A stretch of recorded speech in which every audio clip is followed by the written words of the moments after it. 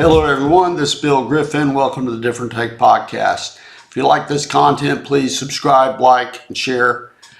Today I want to share my thoughts on President Biden's State of the Union address, which occurred last week. I think it was March 1st.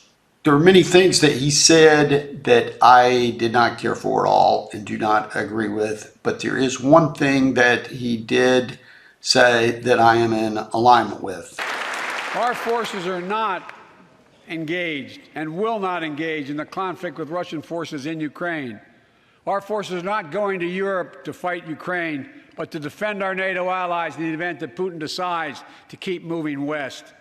So I think most Americans, even the ones that are completely detested by the invasion of Ukraine by Russia, would agree that it is not the United States fight. And this continues. I think Donald Trump, love him or hate him, he did a good job about keeping us out of unnecessary conflict. And this kind of broke, in my opinion, a tradition that had been going quite a while where we were not very judicious as a country in using our military. Seemed to be a little, we weren't as reserved as what occurred during the Reagan years. It was a peaceful 8 years under Ronald Reagan. And so I agree, hopefully he's telling the truth that it's not the place of American troops to get involved in this battle with Russia and Ukraine defending themselves against Russia.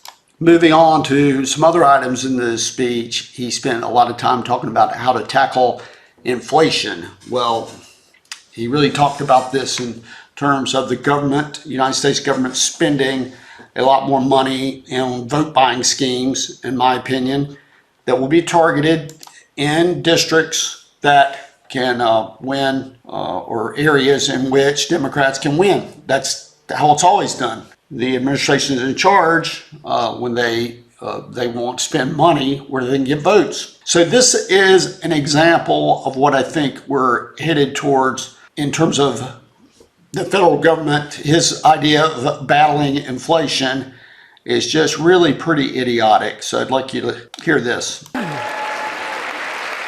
For Joshua and 200,000 other young people with type 1 diabetes, let's cap the cost of insulin at $35 a month so everyone can afford it. So it sounds great, cap prices for some people. It doesn't sound great to me because what that means is the companies may not produce the insulin that people need. That may not be the case in terms of insulin, but they won't stop there. Capping prices never work.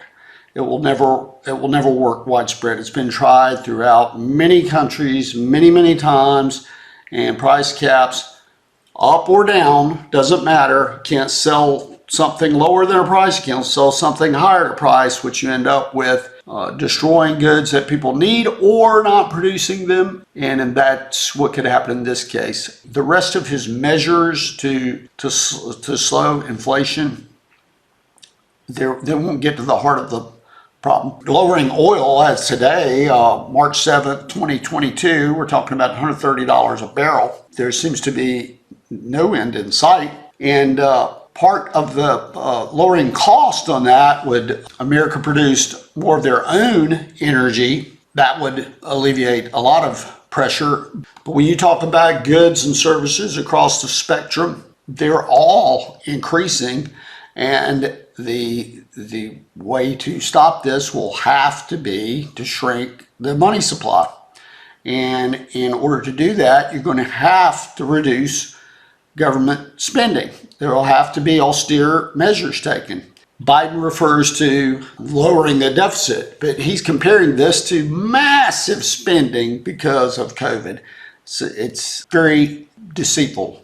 People ought to know better when they talk about, well, they've cut deficits. Well, that's compared to 1 trillion. Well, that's compared to 2 trillion at the height. The COVID, I think it was 2020 is what the deficit was. Whatever the numbers are, the point is he's being very deceitful when he says they've cut the deficit. The next thing I want to talk about is this statement. Look, repeal the liability shield that makes gun manufacturers the only industry in America that can't be sued. The only one. Okay, this is an outright lie. Biden's speechwriters are totally lying about this. The idea that there aren't any liability protections for the biggest companies in the world, Apple, Amazon, YouTube, or Google, I should say. These companies, and Facebook, these companies have enormous protection. They can't be sued for statements that are made on their platforms, and they get to decide what they're going to publish or not. So this is an outright lie. There are many other industries in which these liability protections exist, and I can't imagine why people don't understand this, because this is an outright lie. Set aside, well, it sounds good. Okay, somebody gets shot with a gun and someone's murdered, and you go after the gun manufacturer. Okay, well, what would happen? I mean, how is that the gun manufacturer's fault?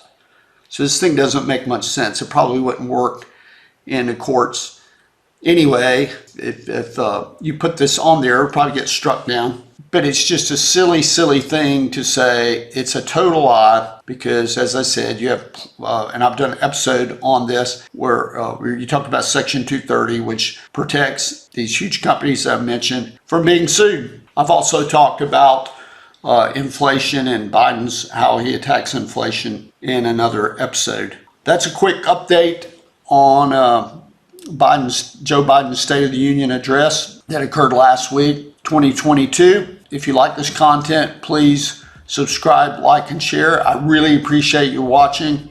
Check out our platforms, website platforms that we're on. Thank you.